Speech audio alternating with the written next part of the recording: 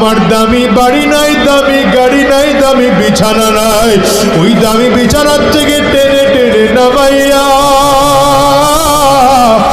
নিচে চাটাই বিছাইয়া শোয়া দিবে। আরে তোমাকে আমাকে একদম পুরাতন চাদর দিয়ে ঢেকে রাখবে। সন্তান এসে চিৎকার করে আব্বা আব্বা বলে ডাকবে, ডাকের সাড়া দিতে পারবো না। পর্দার আড়ালের মা, সন্তান এসে মা বলে ডাকবে, ডাকের সাড়া দিতে পারবো না। ওই কলিজার টুকরা সন্তান ওখানে বসে চিল্লায় আর বলে আব্বু জবান খোলো, জবান খোলে না। আব্বু জবাব দেওয়ার মতো শক্তি নাই। একদল লোক চলিয়া যাবে বাজার থেকে কাফনের কাপড় কিনে আনার জন্য, একদল লোক চলিয়া যাবে সাবান কিনে আনার জন্য, একদল লোক চলিয়া যাবে বাঁশ কিনে আনার জন্য।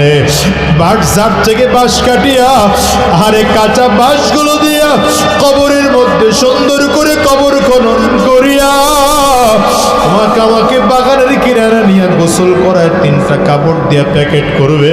একটা মাথার মধ্যে বান্ধিবে, আর একটা কোমরে বানার, একটা পায়ের মধ্যে বান্ধিয়া জানাজাটা কমপ্লিট করাইয়া 3 জনে ধরাধরি করিয়া লাশ কবরের মধ্যে নিয়ে নামাবে।